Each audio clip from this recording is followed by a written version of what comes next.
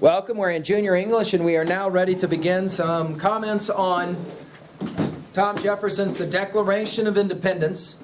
You should have your handout out for the first 30 lines of the DOI. You should also have your hymnal open, Mr. Karn, to page 236. You might want to have your book open to 236 as well. Our ambition now this hour, for the rest of the hour, is to try to make sure that we have some sense of this very, very important essay that we will look at now.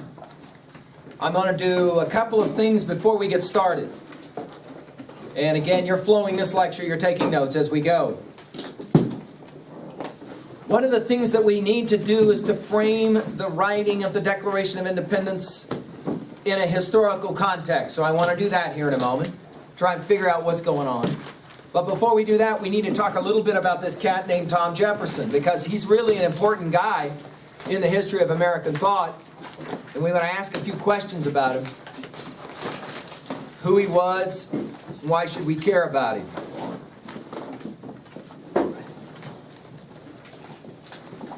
Jefferson is always going to be considered in American thought one of our most influential and important thinkers and writers. Probably one of the coolest things ever said about him was said by John F. Kennedy when he had a whole bunch of really important people in the White House. And he said, you know, we've never had a gathering like this of all these bright people. They were all Nobel Peace Prize winners and that kind of thing. And he said, we've never had this group of people in the White House before, with the exception when Tom Jefferson had two friends over for an evening meal. This was Kennedy's attempt to try to say that Jefferson is one of the brighter guys you're ever going to come across in the history of thought. Okay, he's an extremely intelligent guy. We're going to see this in this essay that he's written called The Declaration of Independence, which, by the way, there's a lot of debate about how much of this he wrote versus alone, versus help from other people and the like. For our purposes, what we would say about this is it really probably doesn't matter as long as we kind of get a sense of the essay itself. So what is it that we're doing when we're looking at the Declaration of Independence? Well, I got to go to my whiteboard. I'm sorry about this for those of you who are back to me, but you might want to kick around now. I'm going to be here for a while. We got to talk about the history behind this famous essay, okay, this Declaration of Independence. And the way that we got to do this is to draw a map. Please forgive, I am not the artist in the family, and so you know, you guys have got to be nice to me here, because I ain't no cartographer. Wait a minute, cartographer, what is that? A person who makes maps. Yeah, a person who makes maps. Now we got to have some sense of what's going on. First of all, we have the eastern seaboard, right? So we've got this area that we would call the 13 colonies, right? We got these important colonies. To the north, who's running the world up there to the north? Who are those? They got a bunch of French up top. Who's down here in the south? We got the Spaniards, don't we? We got Spain there, right? Okay. We've also got a group of Native Americans who have been pushed further and further west, right, over the course of years. And then over here we got this little body of water, a land that we'll call England, right? This is England. And then we've got the continent, right, where we'll just call this the continent, right, of France, etc. Now, I need to understand something. What exactly is the relationship between England and the colonists? We're going to put a word in our notes now. This word is colonialism. Colonialism. All right? Or imperialism. Remember, we call them the colonies, right? Jot down in your notes, what does that even mean, colonialism? What does that even mean? And why did they call England the mother country? What does that even mean? What's that all about? All right? See, we're not going to understand this essay very well. And see, and I'm going to make this argument, Mr. Mortimer, that the Declaration of Independence is one of the most important single essays ever written. Ever. Okay? I'm going to argue that it's one of the most powerfully persuasive essays ever written, but I'm also going to argue it's one of the most important essays ever written. You're actually sitting here right now because of this essay that we're about to talk about. But I got to have a sense of what's going on. What is the historical context of what's going on? Well, we got to begin with this simple question. What does it mean to have a colony? Well, let's talk about it this way. A colony is when a country, watch my whiteboard, when a country goes to another place, shows up, basically says, we want your stuff. That stuff is then taken back to the mother country. Okay? Back to the mother country. So there's this exchange where lots and lots of people are making lots and lots of bank. That's importance. That's really important. Tom Jefferson himself is a millionaire, as are all the signers of the Declaration of Independence. They all have lots of money when they sign that document.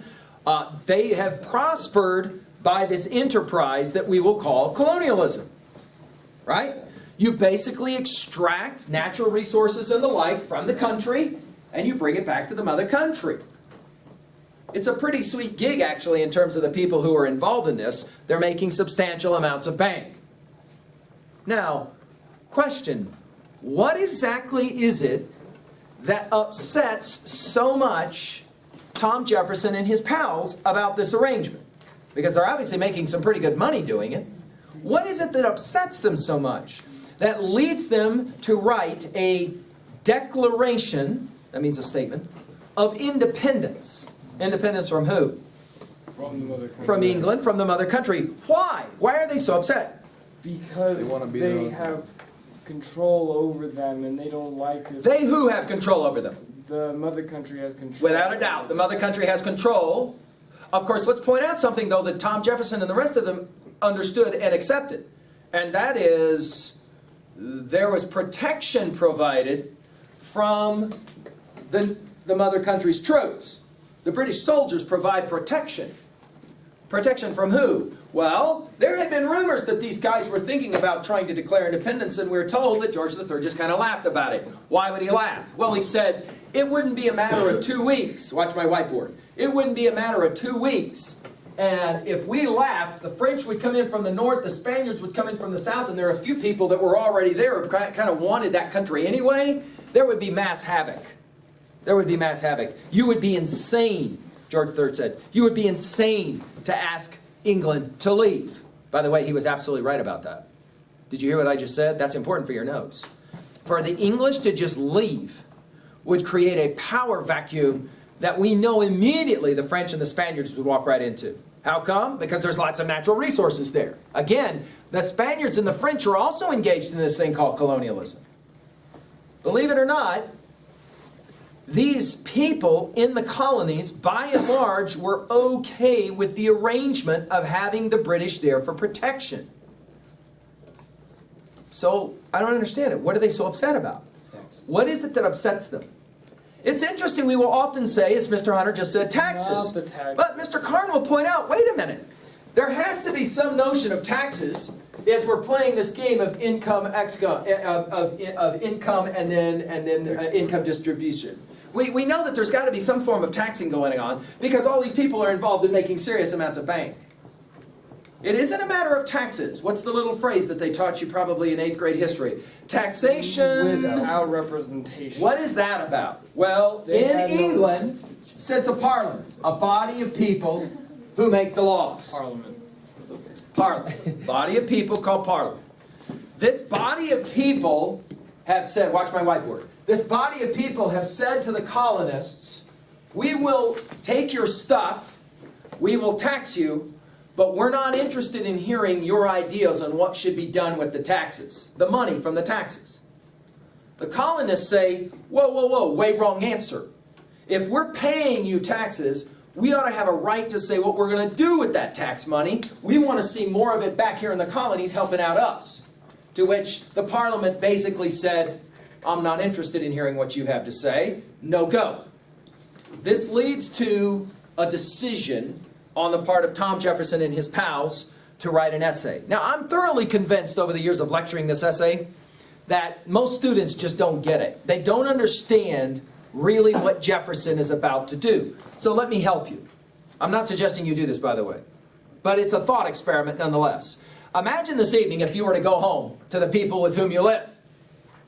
Your mom, your dad, whoever. Walks through the door. You say, sit down, I need to talk to you in the kitchen. Sit down, we got to talk. You're pretty serious about this. Your folks got to look at you and go, whoa, okay. Two things, you see. Two things I got to say to you. One, I am deeply grateful for what you've done for me. The fact that you've given me food to eat, clothing to wear, a house to live in. All of that I'm very happy about. And I want to say to you right now out loud, thank you. I really mean that. Thank you. But number two, it's time for you to go. It's time for you to leave. By leave, I mean this house. And I mean everything in this house. You need to leave pretty quickly because I got to start making arrangements because tonight is Tuesday and I'd like to have a party here before the end of the week and I need to make sure that I'm settled into my new house. I need you to go. Leave.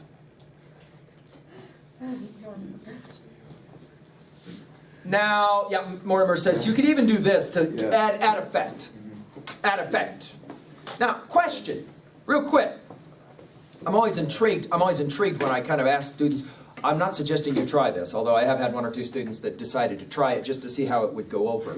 A quick question, and you can jot it down in your notes. Let's be serious for one moment. The people you live with, you go home tonight and say, thanks for your help, adios. I've got the house and everything in the house. It's mine now. Don't let the door hit you in the can as you leave. By the way, I ain't finished yet. You don't just say that. You keep going. And you say this. This thing between us, where I'm the kid and you're like the adult, we're done with that project. From this point on, you and me, we're now equals. And if you want to come into this house, you get to come into this house only after you ask for my permission, because it's my house now. And from this point on, you got no power over me of any kind. There's the door. Goodbye. I'll give you a couple hours to throw together a few of your personal belongings, then you're out of here. Now, I want you to think about how they would process this. And I'm serious now. How would they process this, the people that you live with?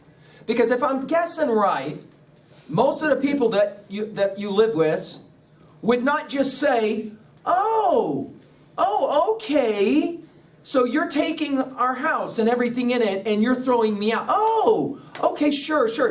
Most of the people you live with, my guess is that ain't going to be the response. But I am going to ask you to process the response real quickly. Jot it down in your notes. How would it work for you? What would be the first response? How would initially your folks respond to this invitation to leave? What would be the first thing they would do? What do you think? How would they respond? Mortimer, how would your dad respond to this? Violence. That would be his first response, do you think? Shoot, talk later. Yeah. How many of you would report? And see, some of you aren't thinking yet. That's okay, because this is kind of a thought experiment. Some of you aren't thinking really yet. Let's be honest. You would say this, and the first thought would be from your parents. What? Start looking around, almost like, is there a camera going? What? Laugh. Yeah, right. Like, what is wrong with you, honey? Are you okay? This is really funny. Ha ha ha. I got to get supper made. What's going? And you would do something like this. Hey, Mom, you are not listening to me. I need your undivided attention. I'm dead serious here. 1, I'm thankful. 2, you're gone. I need you to leave. I am serious about this. Now, Mr. Mortimer will point out, let's be fair, that we would move, parents would probably move, right? From first uncertainty and kind of like, is this some kind of ha-ha joke? You got like a camera going? You're going to upload to YouTube and make us all look funny? Or what? To, you got to be kidding me. To, whoa, way wrong answer. If anybody's getting thrown out of this house, it ain't going to be me. Why not? I own this house. This house belongs to me. It does not belong to you. You are a guest in my house, and if you keep this crap up, you're gone right now. To which you say, I'm sorry. as they get more escalated, you just get a little bit more quiet. You are not listening to me. I am not asking you for the house. I am not asking you to leave. I am telling you this is what is happening, whether you want it to happen or not. Goodbye. It's at that point, maybe they would move from violence and anger to something else. Right? Like, yeah, like what are you talking about? You can't throw me out of my own house. What is wrong with, see, right? It would actually move from anger and rage to something like, are you okay? Are you all right? Because mentally you're clearly imbalanced if you honestly think this project's happening. And one more time you come back and say, I am completely in my faculties and you are not listening. I need you one more time to listen. We are finished. This project is done on every count. The house is only a symbol of the authority that you have over me, which you do not have over me anymore. From this point on, we are equals in every way. Done. Mr. Carr. I'm just noticing when you're comparing this analogy to Britain and the Americas, I'm finding one really big, almost problem in saying this is, in the Americas, it was almost like you had your own home and they ran it for you. Hey guys, Mr. Karn is helping us make a really important observation. It's on the whiteboard. What did we say they called it? Look at the whiteboard so that you can see this. See, here's the thing, guys. I am thoroughly convinced. I lecture this essay every year. My juniors come in, oh, the Declaration, and then the big deal. Because they don't understand it. They don't understand what I'm telling you right now is fundamental to understanding the power of the Declaration of Independence. Folks, the analogy I'm sharing with you is identically, 1 for 1, identical. It's on the whiteboard, Mr. Karn. That's what we called it. We called it the mother country and the fatherland. The understanding between the colonialists and Parliament was that this was not America in any way that you think of it today. All of the stuff that was here belonged there. It belonged to them. It was theirs. And everything that these people were contingent upon them. The relationship was understood in familial language. Mother country, fatherland. When the suggestion is made by Jefferson, we are going, watch my whiteboard, we are going to do this. The response on the part of England is a response of first shock. You might want to put this in your notes, by the way. This is the way it happened. Same way it would happen if this evening you went home for reals and actually sat down with your folks and said, you're done. First shock, then outrage, and of course ultimately, as Mr. Mortimer was taking us there, it's going to be violence. Because let's be fair. See, I always kind of enjoy sharing this word picture with you because what happens is that juniors start actually starting to process this. So play the real word picture in your mind. At some point, you really are going to throw them out of the house. You really are going to do this. You're going to say goodbye. You're done. And at some point, the authority figure does not go along. You know from the start they weren't going to go along. It's not like you're ever going to be able to invent an argument that convinces them that they go, oh yeah, you're right, it's all yours. And inevitably the friction that's coming, you knew it was coming all along. Let's say it out loud. We know a war is coming. It's just a matter of time. Right? It's just a matter of time. There's going to be, inevitably, there's going to be a contest over who's right. And in the end, the decision will have to be made with blood.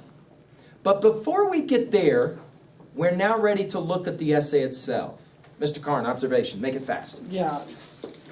It almost seems like to me it'd be more like there was a house that your family lived at, but you tended to live in a cabin, so they owned the cabin, but then you were like, this cabin's mine. What I would say, Mr. Karn, is you're getting, I think, a little bit too caught in the weeds of the analogy. It's a very simple analogy.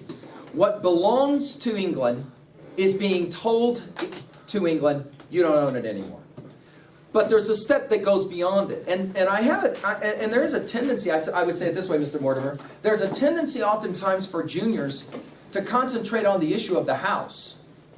In other words, you would tell your parents the house, all right, we're done with the house. But you miss the other part.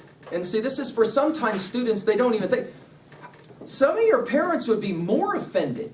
Can I say this? Some of your parents would be more offended, not by your telling them they're not living in the house anymore. They'd be more offended by the second thing I said that you would say. This thing about our relationship, gone. This thing about you being able to tell me what to do, gone. We are now completely 100% equals.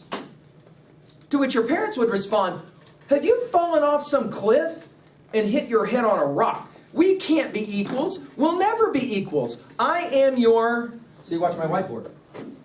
I'm your parent. I will forever be your parent. We will always have this age thing. Hey guys, by 1776, England already has almost 800 years of history.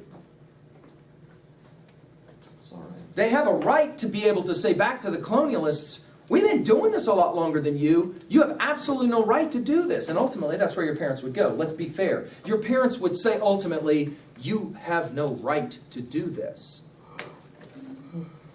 To which your response is, no, you're not understanding me. I'm not telling you that I have a right to do this. I'm telling you what's going to happen. It's done. There would ultimately have to be some argument about whether it's right or wrong. Let's now take a look at the Declaration of Independence itself. I can tell already that for some of you now you're like, oh, let's just say it out loud. This is a pretty crazy and courageous thing to try to pull off. Now, I'm interested in having a reader. You should have it in front of you. The first 30 lines of the Declaration of Independence. We are going to now turn and shift to 2B in your notes. We're going to focus now the rest of our time on the actual essay itself as an essay. And we are going to now qualify this essay as what it is, a persuasive essay. We're going to look at this as being an example of tremendous persuasion, a persuasive essay. Now, what does it mean to write to persuade? What does that mean? We're trying to do what? Trying to Yeah, let's say it this way, because sometimes students will write it this way. You're trying to change someone's mind. Way wrong answer. Way wrong answer. When we write to persuade, we're not going to change anybody's mind. Instead of writing to change someone's mind, write it down, Miss Stevens, we're writing to challenge someone's assumptions.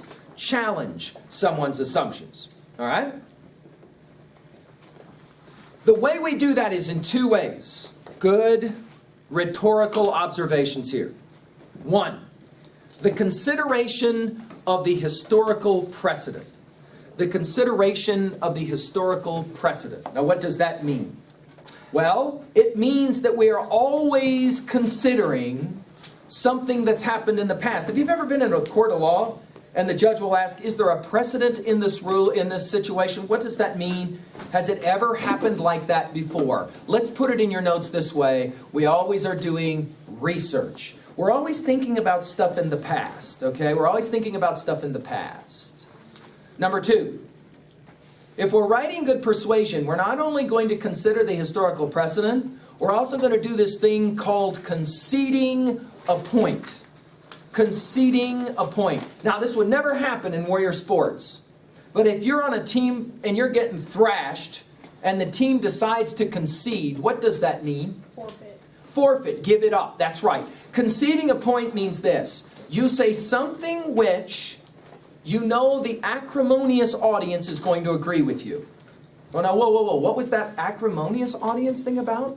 When you write to persuade, you assume about your audience that your audience will agree with your position or disagree with your position. What do you think? You assume the audience disagrees with your position. Got me? So you're going to say something that that audience will agree with, but then conceding a point will always follow up with the word but or however. Now, guys at Whirlwind High School are too stupid to understand what's coming when a girl says to her guy, "We've been dating for some time, right?" And the guy's just, "Yeah." Doesn't realize he's about to wade into the second part of the conceding of a point. Miss Cottrell just smiles. When the girl says, "We've been dating, we've been friends for," "Yeah, but I think it's now time we're just friends." Wham! Right into the face it goes. Let's point out, oftentimes, you all know this when, for example, you walk up to your ma and you go, "Ma, you look really nice today." She's like, "No," the answer is no. See, in other words, she already knows you're being set, she's being set up by you. You're saying one thing to set up something else. When we concede a point, we say something we know the other side's going to agree with, and then we follow it up with the word but. We're going to identify that in the Declaration of Independence, Jefferson does this both. He does both of these things. Let's take a look and ask a simple question now for our notes. Why is this a work of persuasion? Okay, this Declaration of Independence. And we'll begin now with our essay. And I'm going to interrupt our reader. I'm telling you in advance. So Mr. Mortimer, as he begins to read for me, I'm going to tell you in advance. I'm going to interrupt you, Mr. Mortimer. So please don't think of Mr. McGee as being rude. All right? Right on. All right, we're ready to go. Listening and reading along. Obviously, you're working as well, filling out that sheet of paper. And off we go. Go ahead, Mr. Mortimer, the Declaration of Independence.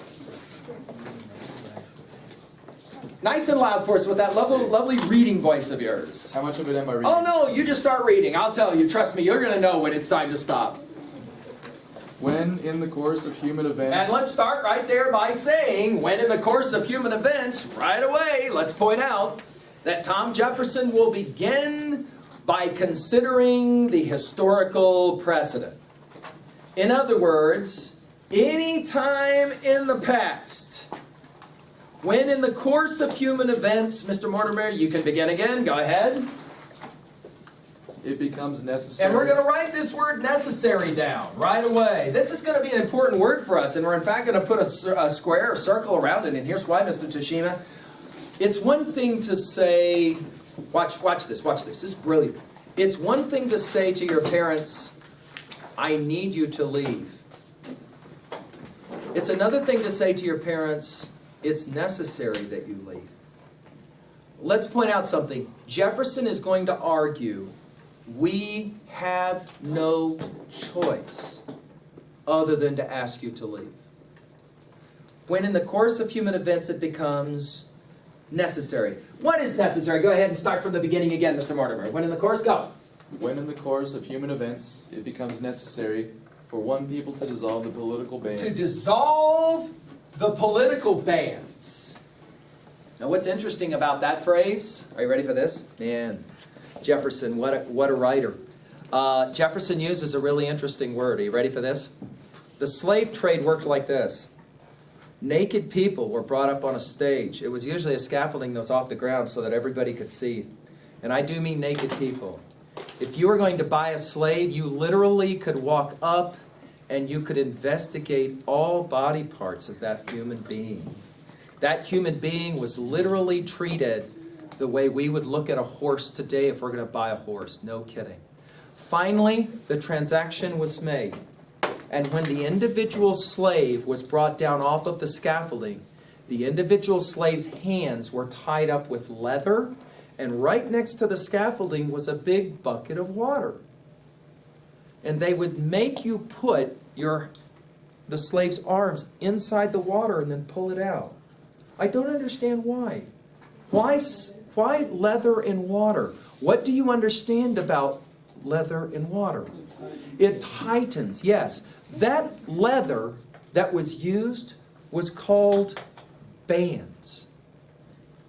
Notice that Jefferson's language is intentionally chosen when in the course of human events it becomes necessary for one people to dissolve the political bands that have tied them to another. But wait a minute, we're not finished. Keep going. When in the course of human events? When in the course of human events it becomes necessary for one people to dissolve the political bands which have connected them with another, and to assume among the powers of the earth the separate and equal station. Do you see that? Separate and equal. You are telling your folks, we're not only separate now, but we're equal. Jefferson and his pals are going to, as colonialists actually say, we're not only breaking away, we now are becoming equal. Well, don't you think your parents would ask this question? What right do you have to do that? Listen to what he says next. When in the course of human events it becomes necessary for one peoples to dissolve the political bands which have connected them to another, and to assume among the powers of the earth their separate and equal station, to which what? Go ahead and read it for us, Mortimer. To which what? To which the laws of nature The laws of nature. and of nature's God entitle them. Wow, who gives them the right to do this? Did you just see that? Jefferson, brilliant. If he had said God gives us the right to do this, the Catholics would have all said, what God? Or the Protestants would have all said, what God? Jefferson is brilliant enough to realize he's got to dance around both sides of that issue, and so look at what God he uses to validate the laws of what God? Nature, and nature's God. Well, now that's interesting. Which God is that? See, now that's going to be interesting, isn't it? Jefferson is able to walk around both sides of that argument to make sure that he keeps both Catholics and Protestants from arguing with each other over this right. However, he says we have the right to do this by virtue of God, right? To assume among the powers of the earth the separate and equal station with the laws of nature, nature's God entitled them. Look what he says next. Go ahead, Mr. Mortimer. A decent respect. Go. A decent respect to the opinions of mankind requires... Did you see the word requires? Here it is again, right? Back to necessary again. Requires what? That they should declare the causes which impel them. And then to the word separate. impel, did you see that? These are three words, Mr. Hunter, we want to make sure we copy, right? We write down. Necessary, requires, impels. A decent respect to the opinions of mankind requires that they should declare the causes which impel them to the separation. In other words, anytime, look at my whiteboard, watch this. We'll now break back, put back together again. Unpack and then pack back together again the opening lines. Anytime in history, one people have decided to say to the other governing people, we're done, and to in fact turn around and say we're equals, a decent respect, you got to be nice and explain why it is you must do this. Now let's be fair. Jefferson didn't have to explain why the colonialists were doing this. He's going to explain because he says a decent respect to the opinions of who? Watch my whiteboard. Watch my whiteboard. Jefferson and the colonists are concerned about this and that. Because here's the project.